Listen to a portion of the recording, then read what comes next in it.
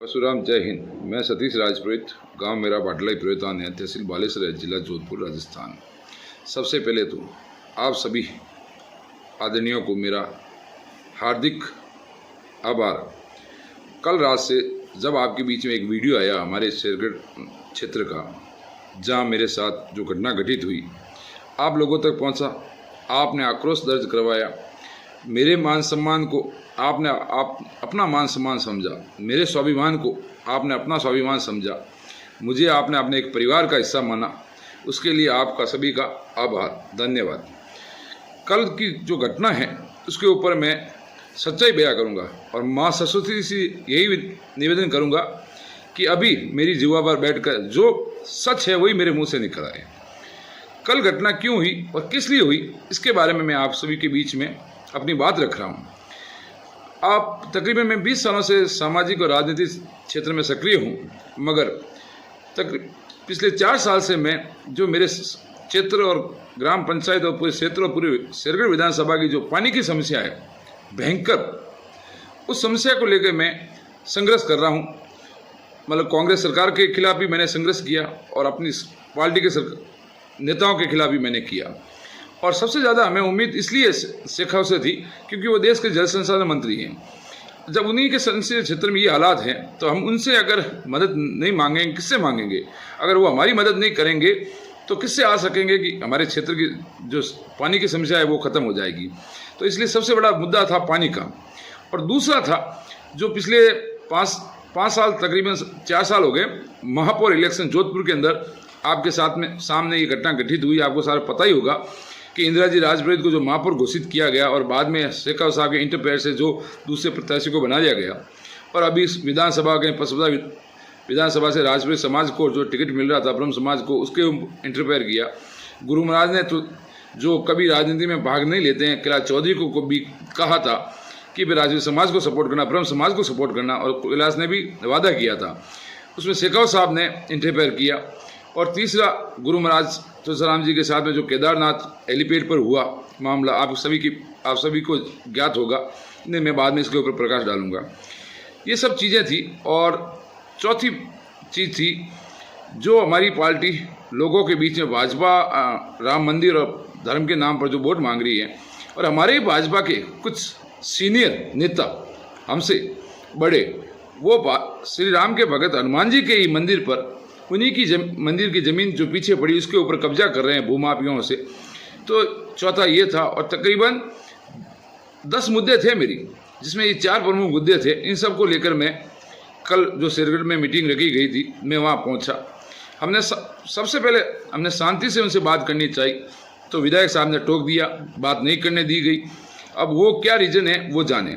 शायद उनको लगता होगा कि शेरगढ़ के अंदर जो मैं कहूँगा वही होगा, क्योंकि आपको पता है पहले काफ़ी समय पहले शेखावत और बाबू सिंह का आपस में नहीं बन रहा था। उस समय हम ही ने उनका सहयोग किया था, बाबू सिंह राठौड़ का संघर्ष में साथ दिया था और मैंने उसमें अहम भूमिका निभाई थी। मगर वो बाबू सिंह की लड़ाई से ज़्यादा मेरी पंचायत की जो समस्या थी, मेरे क्षेत्र की समस्या थी, मेरे समाज के साथ में जो अन्याय किया गया था शेखावत ने, उसका मुख्य कारण था बाबू सिंह का सहयोग करने का। फिर इनके आपस में कॉम्प्रोमाइज़ हो गया।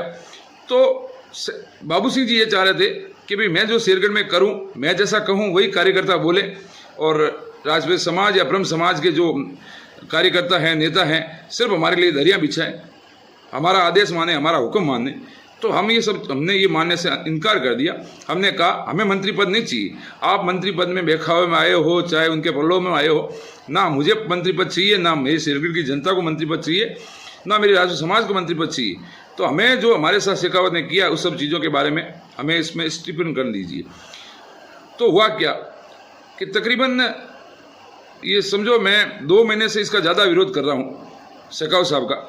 तो शेखावत साहब ने मुझे खुद पर्सनली फ़ोन किया, लोगों से फ़ोन करवाया, मेरे पार्टी के सीनियर नेताओं से फ़ोन करवाया और कहा कि आप बैठ के शेखावत साहब से बात कीजिए बंद कमरे में, जो भी है आपसे समझौता करके जो भी कीजिए। मैंने उनसे एक निवेदन किया कि मैं बंद कमरे में मीटिंग नहीं कर पाऊंगा, आप तो एक काम कीजिए, शेखावत साहब से बोलिए कब समय दे पाएँ, जो समय दें उनके उचित इलेक्शन से पहले समय दें। हम अखबार में विज्ञप्ति निकालेंगे, मेरी राजपूत समाज को निवेदन करेंगे कि जो शेखावत साहब की वजह से राजपूत समाज को जो तकलीफें हुई, उन सब चीज़ों के बारे में शेखावत राजपूत समाज के बीच आकर अपनी बात रखेंगे। सच झूठ का जो भी होगा सबके सामने होगा, और जो मेरी समाज, ब्रह्म समाज, राजपूत समाज जो फैसला लेगी वो मुझे मंजूर है। मैं बंद कमरे में नहीं बैठूंगा। उन्होंने बहुत मुझे समझाया, बहुत प्रलोभन दिए, पद का दिया, धन का दिया, सब कुछ दिया, फिर नहीं माना। मुझे डराया गया, झूठे मुकदमों में फंसाने की धमकियाँ दी। मगर मैं उस पूर्वजों की संतान हूँ जिसने हमेशा सबको मार्गदर्शन किया है, सबकी रक्षा की है, सबको आशीर्वाद दिया है, और तो मैं डरने वाला नहीं था। तो उन्होंने अपनी पूरी कोशिश की, ठीक है। मैंने मेरा विरोध जारी रखा। तो मैंने इसलिए शेखावत को कहा कि भाई आप बंद कमरे में क्यों, आप मीटिंग करके सब चीज़ें कीजिए ना, ताकि पब्लिक को पता चले, मेरे समाज को पता चले कि आखिर शेखावत साहब की क्या भूमिका है समाज के प्रति, और आगे क्या रहेगी। क्यों आज मैं बंद कमरे में बैठ के मीटिंग करूंगा तो लोग कल मेरे बारे में कुछ लोग अफवाह उड़ाएंगे कि मैं बिक गया, पद में बिक गया, धन में बिक गया। मैं अपने ऊपर कलंक नहीं लगाऊंगा। मेरे लिए पहले है समाज, फिर है पार्टियां। तो इसलिए पहले मेरी समाज को संतुष्ट कीजिए, राजपूत समाज, ब्रह्म समाज को संतुष्ट कीजिए, उनको जवाब दीजिए। फिर मेरी जो समाज चाहेगी हमें किस दिशा में जाना है, किसको सपोर्ट करना है, कैसे करना है, हम फिर वो करेंगे। तो ये भी हम उनको कहा। फिर जब मैंने कल शेरगढ़ के अंदर जो मैंने अपनी पूरी बात रखनी चाहिए, तो बाबू सिंह जी ने यह कह दिया कि समाज की बात आप यहाँ नहीं रखोगे।